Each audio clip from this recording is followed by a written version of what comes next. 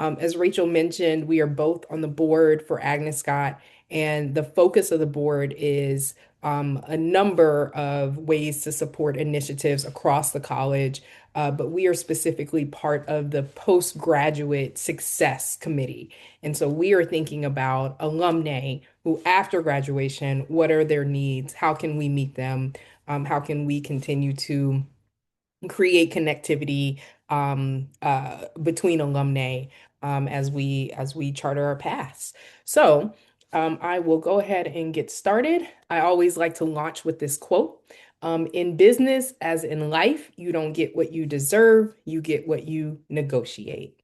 And I'm going to make a broad generalization. As women compared to men, sometimes we talk about, our collective impact and us as a team or as a group, what we achieve. But when we think about negotiation in our individual pay, whether it's salary, whether it's part-time, whether we're creatives, we have to be able to articulate what is our specific and individual impact, and making sure that we um, articulate our impact. And so there used to be a time where if you put your head down and worked hard, someone would notice you and scoop you up and say, "Oh my gosh, you're doing amazing. Let me get you give you more money." In this day and age, unless you pick your head up and raise your hand and you say, "By the way, here's all the amazing things I did. I just want you to remember." Sometimes it's hard to get that recognition, especially in compensation. So you only get what you negotiate, not necessarily what you deserve. Okay. So here are the 5 steps that we are going to walk through. I always like to remind the audience, I do a half day version of this workshop in person, and it's 4 hours. Okay. Even when I teach it online, it's 2 hours. We have breakout sessions, we have mock negotiation scenarios. So there's a lot going on. And so, what I'm going to give to you within this 50 minutes is a quick and dirty version. And then I have my contact information at the end where you can, reach out and get more help. So, but here are the I hate to skip steps because this is such a meaty discussion. So the 5 steps that we'll walk through just to give you all basically information to chew on and notes for yourself is how to understand your worth and know where you are in the market realistically. What are the numbers saying today? How do you figure out what you want? We have to think about total comp, which includes negotiation levers. It's not just base pay or bonus or equity. What are all the different components there? Building your strategy. How do you articulate your impact? Timing is a really, really big part and important component in negotiation. So, what is the right time? And we address that for external and internal negotiation, meaning external is you are applying to a new company. So, you're talking to a recruiter, you're not inside the organization. And internal means, you're in a job and you're trying to get a raise or move to another role, whatever that may scenario may be, and then actually preparing and making the ask. And so Rachel is going to monitor the chat for questions and comments, but my goal is to get through most of this content and then create time for a live Q&A. But as these topics come up and as your questions come up, please drop them in the chat so we can make sure that we have a really bust Q&A. And I may be able to address some of the quick questions as we're going through the content. Okay, so I always like to put up this picture. Here's little baby Jasmine. I don't know, maybe 2 or 3 in this picture. And the reason why I like to put this picture up is to ask people in a pay negotiation presentation, why is this picture relevant? Why would I have this in a slide about me? And so go ahead and drop your comments in the chat. Take a sip of water as you guess.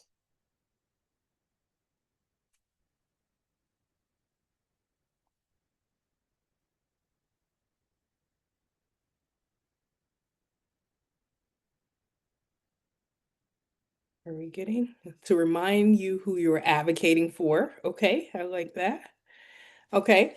So as other people drop into the chat their thoughts, the reason why I put this picture up here is yes, remind us who we're advocating for, but also to remind yourself that from this age, you have been specifically socialized about how to think about money and what negotiating means.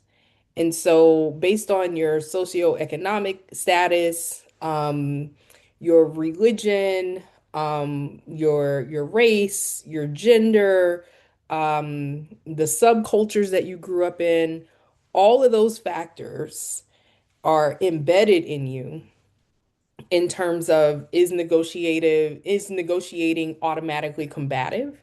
Is it a natural part of conversation? Is asking for more money selfish? Is it something to be expected? And so I like to remind people that because when they talk about their challenges with negotiation, they're trying to almost undo a lifetime of programming. And so you're not going to do that in this 1 hour, but you can be conscious of all of your subliminal programming when you make assumptions and you're thinking about, so how do you advocate for yourself and think about your pay negotiation strategies. And Jasmine, I'm so Mhm. sorry. It sounds like maybe the chat is disabled. So just flagging Mary, maybe you could work on enabling that for us while Jasmine continues on. We are getting some questions in the Q&A, but they're more kind of like broad questions, but it looks like maybe the chat is disabled for everyone else. So keep going, Jasmine and Mary, maybe you can help us with that. Awesome. Thank you, Rachel. Okay. So hopefully grounding you in that context before we even dive into the information is very helpful. So a little bit about me. Rachel gave you a bit of my bio. Why am I equipped to talk to you about pay negotiation? I've been career coaching since I graduated from Agnes Scott almost 20 years ago, and I have dedicated like a specific research and attention towards pay negotiation since about 2015. So I'm really passionate about eradicating the wage gap and speaking specifically to women and minorities about how to increase their pay and negotiate. And so a little bit about me that Rachel already mentioned. Graduated from Agnes Scott with a bachelor's in economics and organizational management. First job out of Agnes Scott was with an Agnes Scott grad, class of 1964, Susan Hitchcock at Turknet Leadership Group. She gave me my first job out of Agnes Scott. And then I went to Columbia for my master's and then worked at a couple of consulting companies, Korn Ferry, KPMG, and Deloitte. And then I started my own company, Career Combos, where I do career coaching. Okay, so this is an interactive session. So here's my next question that I would love for you all to drop in the chat so I can continue to learn more about you. So tell me, for the people who are tuned in, which one of these um mind blurbs is your current situation, right? We have someone in the top right that says, I have negotiated before and I want to get better. We have maybe people on here who have never negotiated and want to learn more. We have folks who are saying, this is timely. I'm actually about to ask for a raise in my current company. So please just drop into the chat or into the Q&A. Who's on the call so I can customize my examples and my content of to the scenarios that you all are experiencing right now. Okay. All right. So there are so many reasons to negotiate. I like to always start with two. So drop in the chat. What are some reasons to negotiate based on the audience about your reality and why you know it's important to negotiate, even though you may be hesitant or not embarrassed, but nervous too. So Tanvi says, given the job market, I'm looking to jump into a new industry and negotiate my salary with a different background. Thank you so much for sharing that. And Pilar says that she's looking for a raise at her current company. Okay. And so this is really helpful context to know who's on the call. So reason number one to negotiate is just a single $5,000 raise in your pay can make $1 million, make a difference of $1 million over the lifetime of your pay. And so it may be overwhelming, or you may say, well, I mean, what's the difference between 70 and 75? I'll just leave it alone. Having that conversation is so uncomfortable. But if you think about the compounding component of just even that $5,000 difference in that base, it does make a major impact in your earning potential. So it's negotiating even once is not a short-term um, uh, thing to do. It impacts your career over the length of your career. Okay. And then number two is it's easier to establish a higher salary when entering a job than to negotiate a raise once you're in the job. And for some of you who may be career transitioners or even seasoned folks in your careers, you've probably seen that you're like, dang, I should have asked for more because now that I'm trying to get the increase, there's all these reasons why I can or I have to wait. So again, having that conversation going into, and again, this can be a contractor job, a freelancer job, whatever it might be, try to negotiate as much as you can coming in the door, and then that can be your new floor. Okay. And then a reminder, people who negotiate once tend to negotiate over and over again. So it's all about building that muscle, building that habit. So step one, establishing where we are. So let's drop in the chat. There's four main factors that help determine your salary or your pay. Again, because I know we are in a freelancer contractor job market. So there are lots of full-time jobs, but folks are also going independent as well.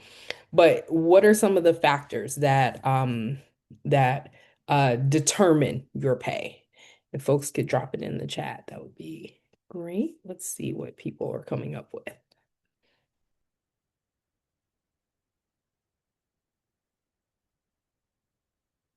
Years of experience? Yes, good suggestion. Your experience, yep. Cost of living, good ones. And so I'm gonna go ahead and make a differentiation between those first two call outs. I'm gonna put the answers on the page. So the industry that you're in, the years of experience and the type of experience, I'll speak to that in a second, your location and your credentials. So let's talk about experience. For some people, they equate years of experience, so tenure to pay, which it can determine your pay, but also the type of experience. So for example, if someone has 10 years of experience in a job, let's say they're an IT manager, but then another person only has 5 years of experience as an IT manager, but they did it in for certain systems or platforms, they manage global teams, right? They may get the increase or get the job because of the type of the experience that they have. It's not just about the duration. So you also have to consider that as well. The same thing with credentials. I always like to use this example is when I was going into Deloitte, I got a master's in industrial and organizational psychology. And when I was hired into Deloitte as a senior consultant, the other senior consultants had an MBA. And my senior consultant peers were all at the same level, being put on the same projects, doing the same jobs. The ones with MBAs were getting paid $20,000 more in their base salary than I was. And I said, this is egregious. You can't do this. This is illegal. And they said, no, no, no. Our clients pay more because they value our consultants with an MBA. So because they pay more and because we have to recruit and MBAs or it's really competitive to get them, then they get paid more. You have a specialty master's. You don't have an MBA. So yeah, they're getting 20,000 more than you and this is how we're justifying it. And so when I say credentials, again, it's about the specific type of degree or certification that you have that can very much differ what your pay is compared to other people even doing the same job. So I'm looking at some of the other things, cost of living, quality experience, education type of task, yes. And then the other thing I like to call out, which I think people know, but industry. If I'm an IT manager at a nonprofit or if I'm IT manager at a AI company, I could be doing the same exact job, but I will not be getting the same pay. So all of these factors play into the overall decision of how much you'll be paid. All right. This slide is really important specifically for the words in red. And the words in red say other forms of compensation. So here's the number one mistake people make when they think about their pay. They might be thinking about the base pay, whether it's the salary or the base rate, if this is a contractor role or something like that. And then they think about maybe the bonuses or the equity. And they're like, okay, well, that's how much I make. But other forms of compensation, especially in a W-2 job, go into what they assume you're taking home. So that includes, I'll give you another example. When I was traveling as a consultant, I was able to charge the cost of an exercise class to my travel credit card because the company would pay for it. And it was part of like health and wellness benefits. Little did I know when I received my total compensation statement at the end of the year, that was included as my income and I was taxed on that. The same with potential like gift cards or a spot bonus, or all of those things are included as other forms of compensation. So I always bring that up to remind people that you have to think bigger and broader of if you got a total compensation statement, what's included in that? Are they giving you a $50 stipend towards your cell phone or your internet or and so when you say, well, I only make this much, you have to be prepared to have a pushback to say, well, actually, you make this. And so these are considerations that you need to include as you build your case to negotiate for more pay. Okay. I love this question from Janet. How did you find out the salaries of the other consultants? Great question. Um, I will say the culture has changed around talking about pay over the last 20 years from when I entered my my career until now. And so I think eventually, at least the ones that were my peers and we developed relationships outside of work, that did come up. And I think the other thing that came up is when we would get our bonuses, even if we're not talking about our base, we might talk about our bonus and what we're going to do with them. But because your bonus is a multiplier of your base, I'm like, how are you remodeling your entire kitchen with a bonus while mine can just go to pay the ad valorem tax for my for the tax on my car every year. This is a big discrepancy. And so I think it came out organically. So but I eventually learned because they shared what they were making and because I was an advocate of pay equity and pay negotiation, I eventually just kind of was like, this is what I'm making, or was open with it. And then once I shared mine, then they shared theirs. We also had a comment like related to that about that Mhm. mentions like Glassdoor. Yep. Is that also like a decent tool to use? Great question. In upcoming slides, I have a list of tools where people can also go to understand how to know what the current market rate is for a role. Okay. Oh, look, it's the next slide. So, figuring out what your worth is in the market at this moment. So, there's a lot of things on this slide, but before actually, let me just go back one. I don't want you all to miss what I'm about to say. When you are talking about your market worth in terms of pay, and again, that's not just salary, that's any rate that you're charging as a freelancer, independent contractor, W-2, whatever it is. There's two forms of your rate. There's a what does the market pay for this job at this type of company in this location for these credentials, regardless of who's in it, right? It does not matter if it's Oprah Winfrey in it or if it's a 12-year-old girl doing a YouTube video at home, right? What does the job pay for to be a host of a show? Then there's the Now, what do you bring to the table and what should you be paid? And so when we talk about your worth in the market, you have to think about both. And so I'm going to err on the side of let's just find out um what's the word I like to use? I guess unbeknownst to you, right? Just strictly based on the market. What is the market worth? So I'm going to walk you through this slide. There's lots of information on it. Above the dotted line on this slide, there is a continuum. It says minimum, median, and maximum. So the first thing that I like to say is when you go to ChatGPT or you go to Google or you go to any of the resources below the line, typically it's going to give you a range. And what do most people assume where they should fall in the range when they Google the salary range? Ooh, ooh, me, pick me at the top. Okay. If the IT manager is being paid between 65 and 95, then they're like, great, I should make 95. No, that is not a fair assumption. And that's what gets people in trouble. So then the next question is, well, Jasmine, how do I know where I fall in the range?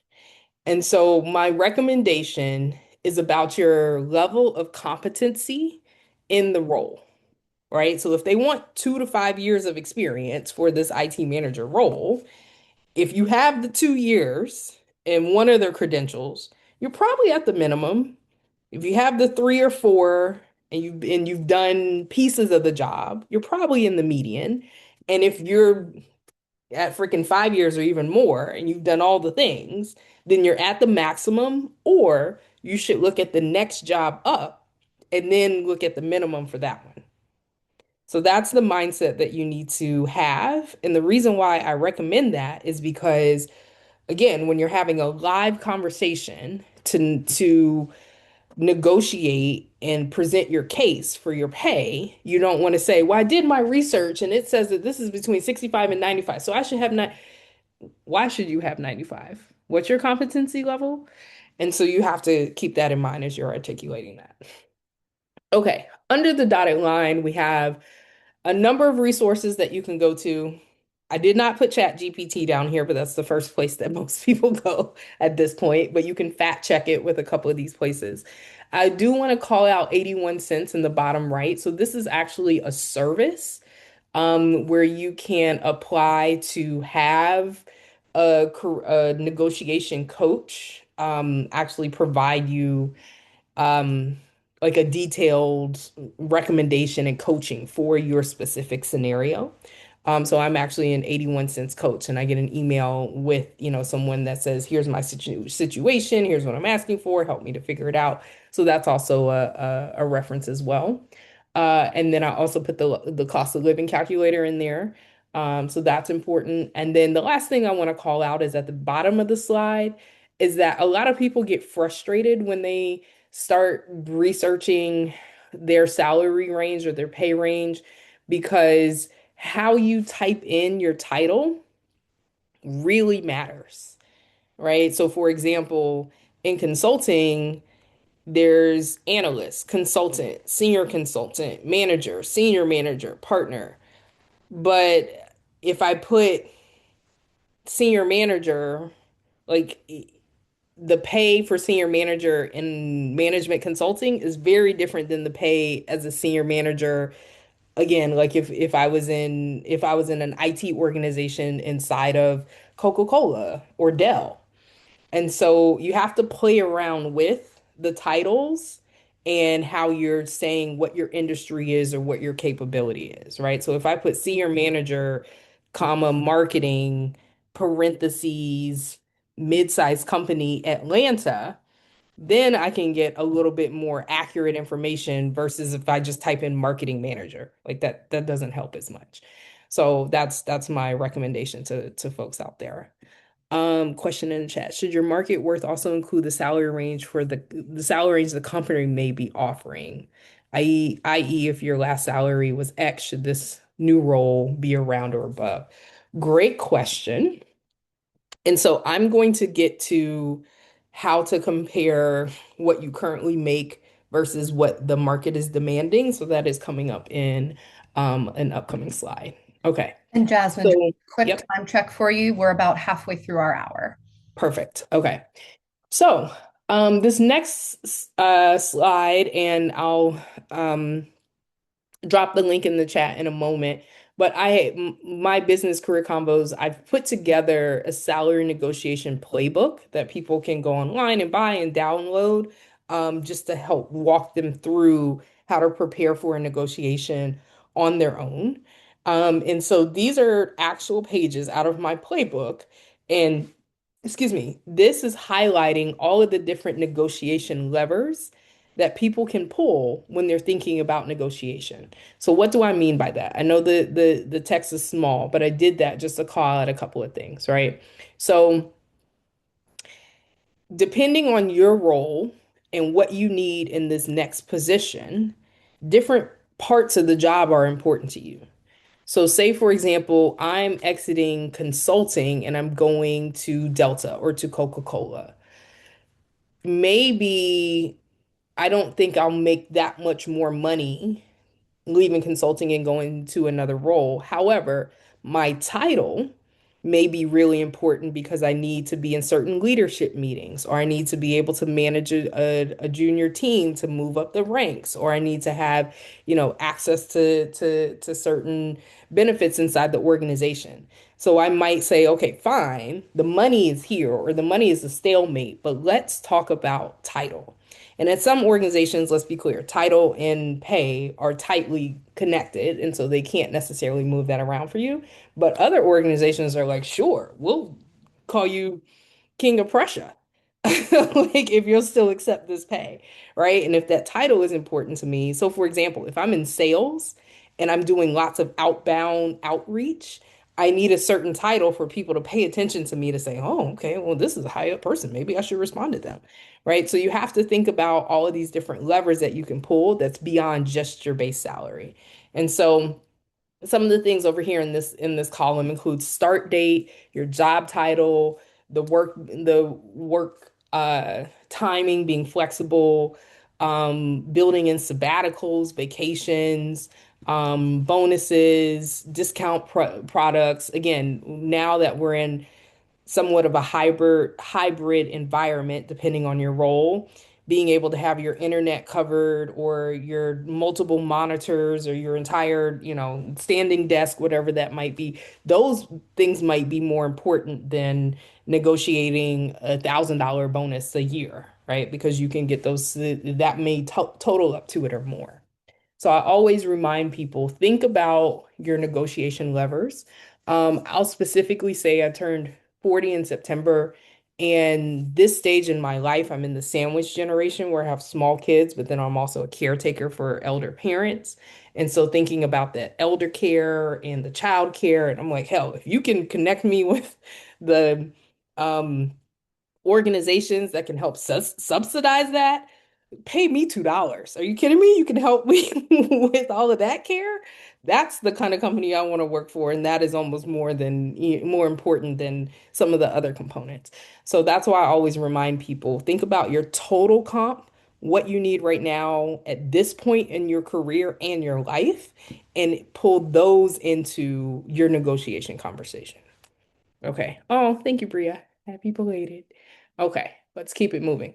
So, this goes back to one of I think Tanvi, you were talking about if your last salary was X, how do you think about that? So this page, and again, this is really small, it's a screenshot, but the whole point of this is if you go to, and we'll drop this link in the chat, salary history inquiry bands, you will get a list that shows you, I don't know if I'm able uh, to make it bigger. Okay, I'm not going to mess with it now. But you will get a list of cities and states that have put into law it is illegal to ask you what your current salary is. And let me pause for a second and ask in the chat, why is it bad to ask people what they're currently making? No, pause for response.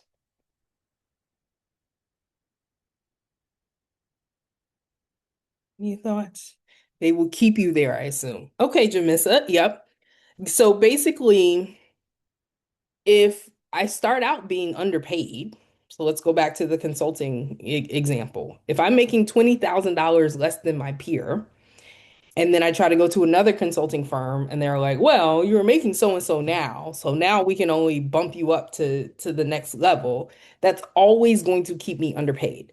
That pay inequity is going to sustain for my entire career because it's basing it off of what I currently make. And so these laws have gone into effect to say, no, no, no. Back to the statement I made earlier, what does this job pay in the market regardless of who's in it?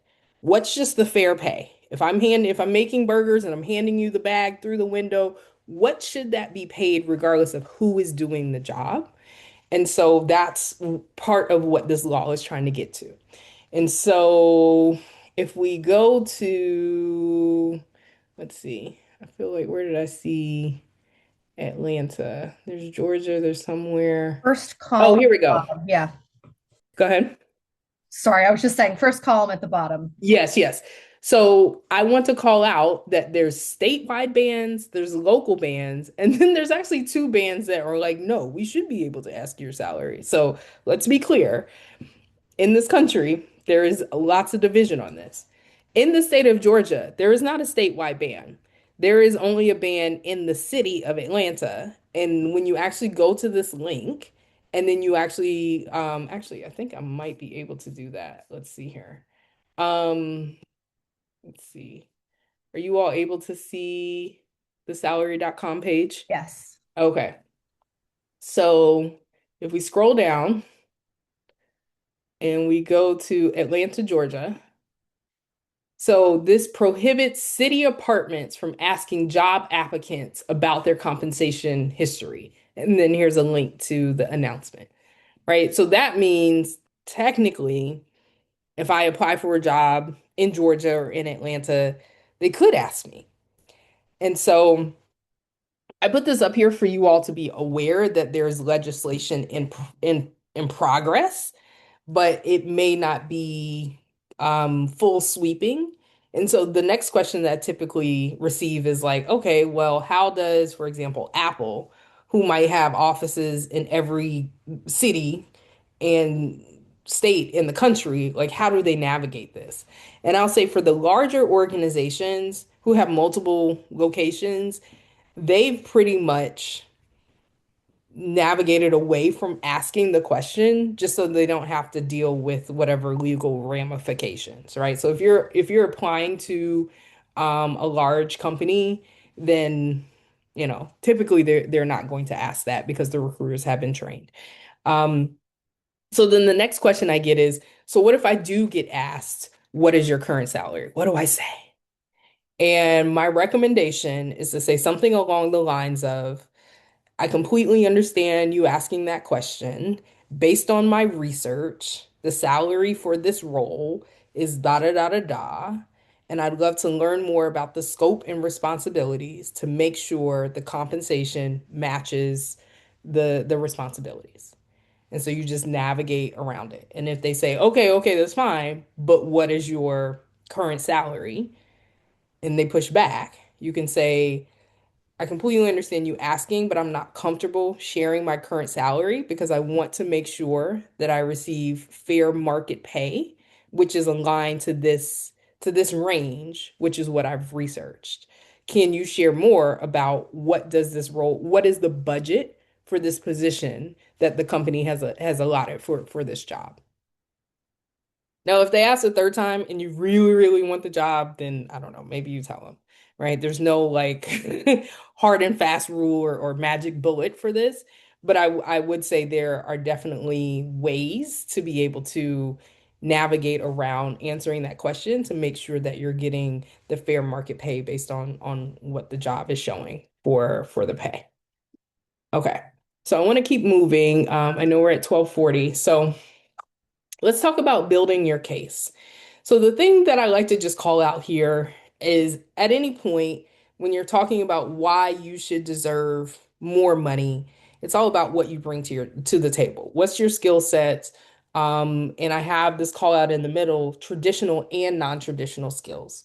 And so, what does that mean? Traditional might be, and unfortunately, I hate to use the term soft skills and hard skills, but traditional might be, well, I can do Excel, I can do PowerPoint, and I know how to do pivot tables. Non-traditional might be, well, I have managed global teams through different language barriers and been able to create a team-oriented mindset across time zones, right? Now, technically, if that's in the job description, that's not a non-traditional skill, but just think about some of the things that um, maybe are above and beyond what's in the job description and how you can bring that to the table. So, but when we think about your skills and more importantly, your achievements, the number one thing I want to call out to people is you have to put metrics behind it. Metrics, metrics, metrics. If I say I ran an internship for a nonprofit organization and the department leads were really happy with the interns and I've been leading it for 3 years and it's gone really well, that's me talking about an achievement. If I say I've run a robust internship for the past 3 years, where each semester we had 5 to 7 interns, we have a 25% retention policy where we hire the intern and they stay with our company for at least 2 years. We have 5 department heads who have been able to promote 5 of those interns. Therefore, my program has been extremely successful. Then I just said the same thing, but I put metrics towards it. Now you can visualize it. Now you can understand my impact. And so that's what I mean when I talk about achievement versus putting metrics to that. And you can apply that to almost any and every achievement you've done in your role. Just think about what are some of the metrics to help describe it. Okay. So thinking about your skills and your impact helps you to build your case. And now let's get into timing. So I'm going to pause right here. And you don't even have to have kids to understand this analogy. But if a little kid says, "Hey, Santa, I want these gifts," and the kid has two options. The kid can write the list on December 1st and say, "Hey, Santa, this is what I want for Christmas." Or the kid can wait, open up the presents on Christmas morning, and then be like, "Hey, Santa, this is what I wanted." Let's think about the likelihood of that kid getting what they want, right? And so that's what I mean about timing. Understanding the cyclical calendar in which pay is actually distributed in your organization, whether you're going through interviews or whether you're in a job and you're hoping to get a raise, timing matters. Okay, so let's jump into that. So, there's a couple of different circumstances. I thought this was a loading slide. It's not. So let's just jump into all of it. So up here in the top left is boss receptiveness. And unfortunately, perception matters because at the end of the day, people are still making the decision on if you were going to get an increase.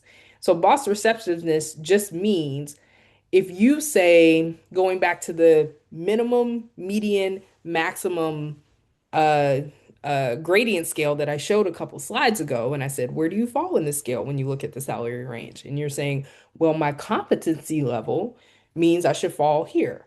Guess what? That is your self-perceived competency level. But what is your boss's perception of your competency level? Does it match what you think? If it doesn't, then there's a misalignment and you can have a great case to negotiate your pay, but it may not come out well. So I just say that to be aware of it. If there is which means that if there's gradual performance conversations leading up to when you actually want to negotiate your salary, that's where you can assess what your boss's perception of your competency level is. And then what can you do to alter that, to change that, to remind them, hey, I did this, I made this impact, I brought it from A to B. And then I'm actually going to go diagonal down to decision maker. The other big mistake that people make is they assume their boss is the decision maker about them getting more money. Mm, they may not, but depending on what level you are, your boss may be in just as much dark as you are, or they have to run it up for people to get the approval and they don't have a lot of influence. And so you have to think about when you're building your case, when you're articulating your case, when you're outlining the metrics, how do you package it up for the decision maker to see it, for the decision maker to understand? So the decision maker might be your boss's boss. It might be the VP of the department. It might be the chief operating officer. It might, right? Like there's a number of people that you need to do the research to understand who is actually making the decision on if I'm getting more money. How do you figure that out? Again, I think during performance conversations. If you're saying, hey, this is my goal, I would like to move up, I'd like to have this type of project. I think I've been doing my research in the market. I would like to increase my compensation. You can say, what is the process for that, and who's the ultimate decision maker? And a lot of times, people don't want the responsibility on their shoulders, so they'll tell you, oh, it's Pat S, it's Jane Doe, and they'll tell you who makes those final decisions. Um, Bottom left, your visibility. This is just a reminder of timing and positioning. So if you just finished a really, really dope project, and it's performance review time or it's pay negotiation time, that looks really great on you if you did a good job. So just think about your visibility, what's going on at that moment, and how you can use that to, frankly, just leverage the halo effect. In the top right, you also have to be aware of external components, meaning your industry and your company, what's it looking like right now? Are they restructuring? Is the industry struggling right now? Because if those things are happening, it may not be realistic to try to ask for a pay increase. So I do like to call those out as well. Okay. Let's move forward. So, identifying the timing, I just like to remind people these are the considerations that you need to go through when you think about it. So, is there an existing scheduled pay increase? And are you asking for the money before or after that happens? Are there inconvenient crunch times where you're trying to ask and everybody's like, I'm busy right now. We have deadlines. It's quarter in, blah, blah, blah. And are there recent organizational changes happening? And these are not a no, don't do it during these times. These are just a reminder. So, for example, if you know your department or your company is about to reorg, you may want to negotiate upfront. Hey, when we get to this new future state, this needs to be my job title, my reporting line, my compensation, so then you can get it in writing. So then after all the dust settles, you actually have what you want. Versus once they get to the other side, they're like, well, we can't do it anymore. We just did a restructure. Sorry. Right? So it's all a yes or a no game for you. You have to think through the strategic components to make a decision of when do you have these conversations. Okay, so now let's talk about external salary negotiation, which just means that you are interviewing for a role. So there's typically 2 points in the interview process, where the pay piece can be kind of pushed up or down. And so the very first one is usually in an application. They may ask you what the salary expectation is, or if you have your first initial conversation with the recruiter. And so this goes back to my number one rule, always research. Going back to that slide that I show you with all those different sources, always do your research before you even apply or before you talk to anybody. And the reason why is if you see this nice little yellow call out, it's called anchoring. If you throw out a number before you research and you're like, oh, I'll go back and tell them later, it's very hard to move from that number you threw out. It's basically like going to a car lot to go buy a car. If the Honda at one lot, they say, yeah, yeah, yeah, it's $15,000, then maybe you're like, okay, maybe I can get it for 1250. If you go to another Honda at another lot and they say, yeah, it's $17,000, in your mind, you're like, maybe I can get it for 1550, right? What's the difference in that? Just the anchor.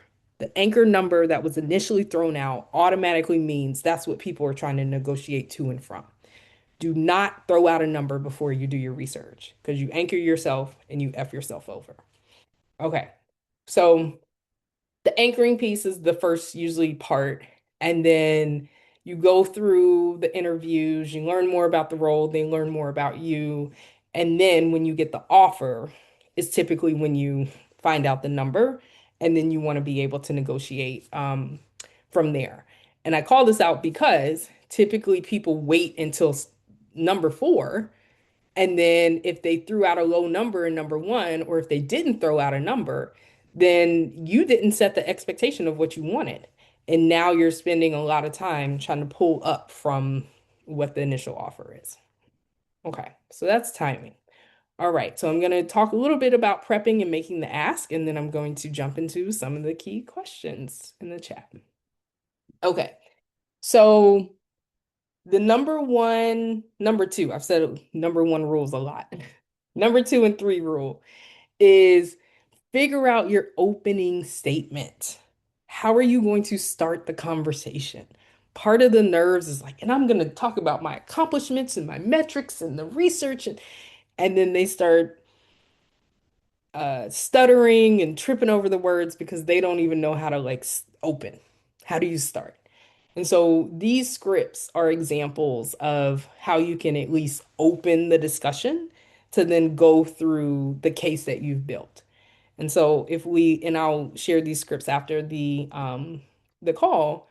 So if we think about the scripts, one of the things that I want to remind you all is to practice them out loud. You will not believe how many clients I have that they write it out, and then when it's time to say it, again, they're trying to read, they forgot a point. They practice it out loud, even if it's to your cat, even if it's in the mirror, because you would be surprised at how much longer what you wrote out sounds when you're actually saying it, or the transitions aren't right. But this is the checklist, right? So we've gone through all of the different components of negotiating. So you need to do your homework. You need to outline your metrics and your impact. You need to think about your compensation levers. What are you asking for besides money that are important to you in your role and in your life? Figuring out who are you talking to? It may not be your boss, and who's the decision maker? Practice out loud, and then make the ask. And then at the end of the day, you still may get a no. The good news is a no could just be the start. I'm gonna leave it at that. So this is the same sheet if you want to take a screenshot of what I just said. So this is the prep sheet that I often give my clients to say, if you're gonna do five things, just sit down and fill out this sheet. If you sit down and fill out this sheet, you are 75% ahead of the game. Most people who are preparing for negotiations. Okay, but I wanted to get to this. What if the answer is no? Look at the bullets at the bottom. Here are things that you can say if they say no. One, so is what I'm asking for, give me more insight. Is it because it's out of the job budget? Is it based on my current performance? Is there a mismatch between responsibility in terms of competency? Right? So what is that? Another way that you can ask that is for my understanding in the future, what factors would need to be true to make the answer yes?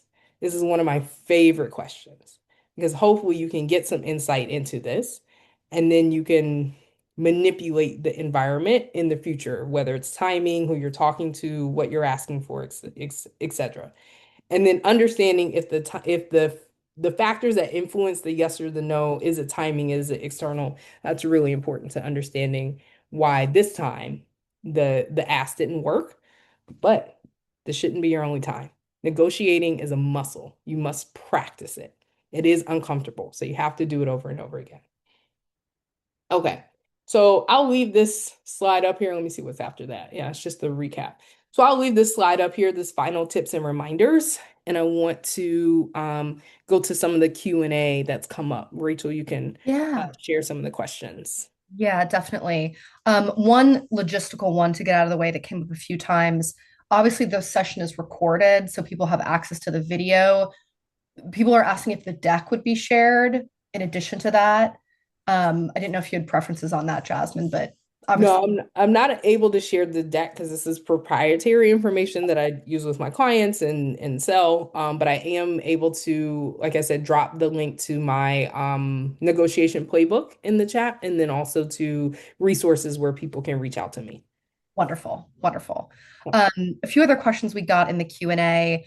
One was any particular tips for negotiating with a small business versus a big corporation? Um, let's see here. So this is negotiating, I guess, if you're looking for a job with a small business. I mean, I would say one of the things that ChatGPT and some of the resources are pretty good at providing now is what the range will be for startups, mid-sized clients, large clients. So if you put in, company size, 50 to 100 people, 1 to 10 people, it may help to realign what that salary expectation could be. Got it. And then another Q&A question was, what do you recommend when applying for positions that do not list any salary or salary range on the job posting? You may have touched on that a little bit already, but is that a red flag? Say that question again. What do you recommend when applying for positions that do not list salary on the job posting? Yeah, sure. Um, my recommendation is based on the research that you've done on PayScale, on salary.com, on Glassdoor. That's where you're finding kind of what that role could pay in the market. So it's not a red flag if it doesn't list that. I also do executive search, so I have clients that I like recruit for. And sometimes they don't want the salary on the position because they want people to be focused on the position. So just come in armed with what you believe the salary could be, but then also you can ask once you get on the phone, what is the budget for this role? Yeah. And ideally they'll be able to share that. Okay. That was all the questions from the Q&A section. Um, Okay. there was one more. Shannon had a question in the chat that I thought was a good one. Mm-hmm. She says, I'm often in roles that I create at small companies. Usually I get what Mm-hmm. I ask for, but I'm starting to think I've been under asking. I'm not likely to move companies because the work-life balance is really nice where I am. The Mm-hmm. company is growing in large part because of my efforts. So I'd like to get on the same page with my boss. What are ways to frame that conversation, or should I think about it differently? Yeah, that's a great question. Thank you, Shannon. Um, I would say I would create a rubric of it's almost like a Venn diagram of the different roles that you're doing, right? So for example, if there's a part of your role where you're doing operations and you've done research to say, based on the level that I'm operating at, this is what a COO would do at another like small company, right? And based on your location, the industry and the size of the company, what would a COO potentially make for that? And then if you're also doing marketing services, what does that look like? And so create, I would say, that Venn diagram of your responsibilities, put the anticipated salary for each one of those roles are, and then create an aggregated range where all of those salaries might fall into like a certain range. And that would be where I would start. Awesome. Yeah.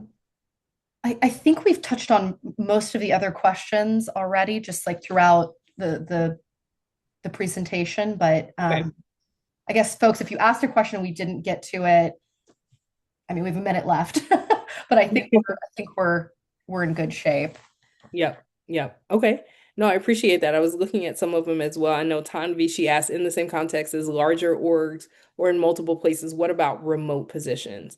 And I think that trade-off is really important, right? And so that goes back to, I think there was a TikTok trend where there was a question of, would you take a job for, I think, 140,000 but remote, or 280,000 but in person 5 days a week, right? And everybody was saying, "Oh my gosh, the answer is so easy. Take the 140 remote job." Again, it's based on your needs and your lifestyle and all these other components, but you also really have to factor in taxes. 280K after tax, it puts you in a completely different tax bracket. So you might only have a take home of 168,000 versus if you make 140K, maybe your take home is 110. I don't know, but you have to do that research as well to understand the actual money that you're taking home and then all the other life factors that are a part of that. Awesome. Okay.